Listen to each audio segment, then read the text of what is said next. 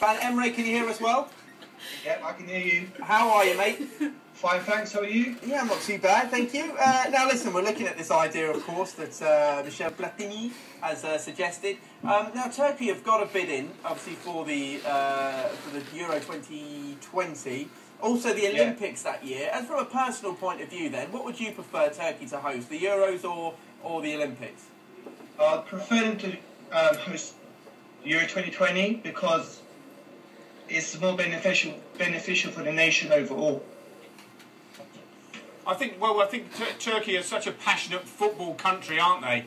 I just think if you had the Euros, you've got the Euros, I think it could be fantastic for your football. I know you're getting some top stars over there at the moment, but it'd be fantastic for the football. And I just think that living in London at the moment and looking forward to the Olympics, nobody's been talking about the Olympics, or we haven't, because we want to talk about the Euros. It's more important. The problem with the Olympics is it's only going to affect Istanbul if it does go through.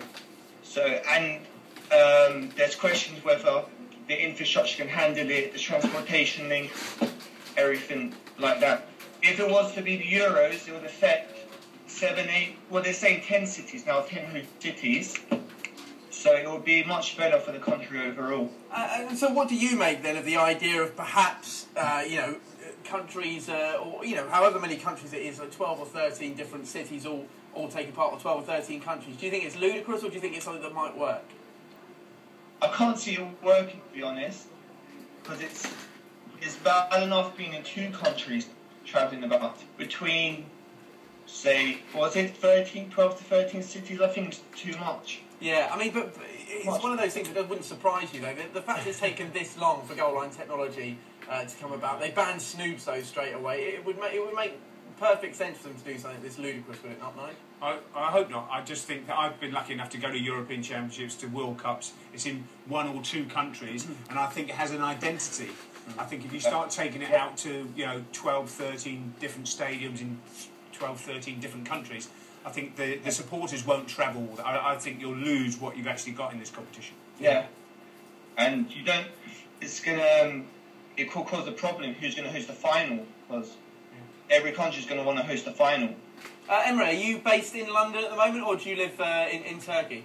Yeah, I'm based in London right now. So what's your thoughts ahead of this Olympics? Is it something you've been looking forward to? The London Olympics? Yeah. Yeah, looking forward to it, except the travelling. Yeah, the travelling will be a nightmare.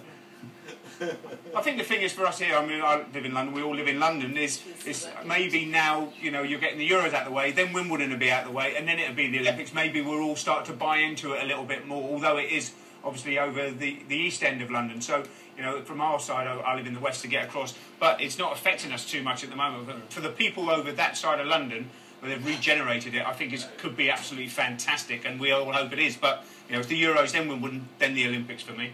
And Emre, listen, the next Euros, of course, they're looking, well, I think it's been confirmed, it's going to be 24 teams, is there, as opposed to 16? Obviously, Turkey not in it this time round. Do you think that's a better concept to have 24 teams involved?